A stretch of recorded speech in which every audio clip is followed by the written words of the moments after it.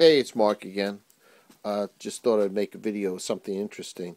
Here's this is a rod somebody just brought into us. It's about like wow, it's got to be 30 to 40 years old. It's not in the greatest of shape. As you can see, it's got a lot of pitting on some of the chrome-plated brass. We'll finish that up. Also, a lot of the finish work on the wood is pretty mismatched. We'll clean that up as best as we can, and we'll put a new layer of marine varnish on top of that, make it look really nice.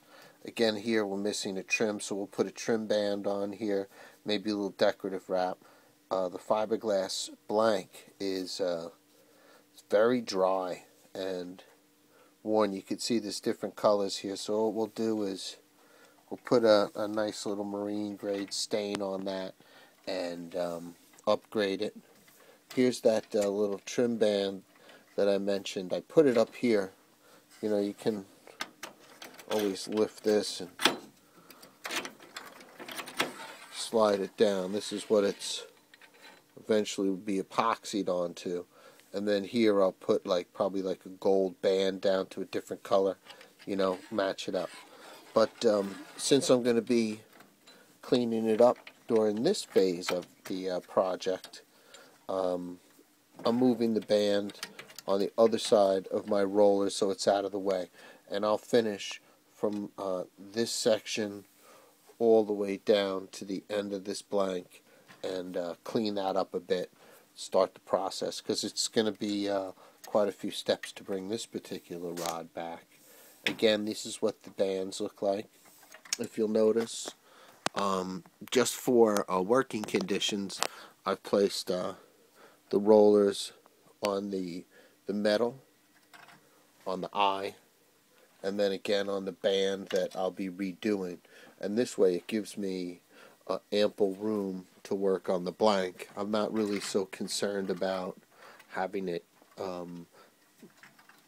completely supported across, because as you'll see as we go through this and refinish these particular sections, all I'm concerned about is rotating it.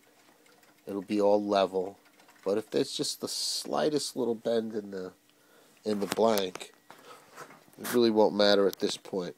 And of course I'll change that all around when it comes to wrapping the guides. I'll use this spare roller over here. We'll bring it down and I'll space it out appropriately. And then we'll be reusing these guides because, of course, this is a restoration, and the owner wants to keep everything that he can original. And since there's really no problem with these double braced stainless steel guides, there's no need to replace them. But I'll be fixing up those wraps again and doing something up here with a little decorative band. So that's phase number 1, and I'll do another video as I start the process of cleaning up this blank, and we'll let it dry, and then probably about 2 days from now we'll be able to go to the next step, and that will be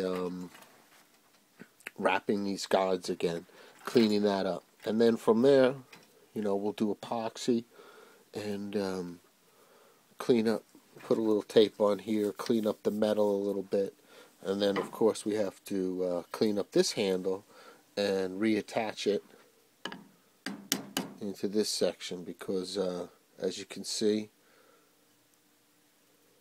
the epoxy's old and it just pops out. So we'll make that so you can catch a nice fish on this rod again.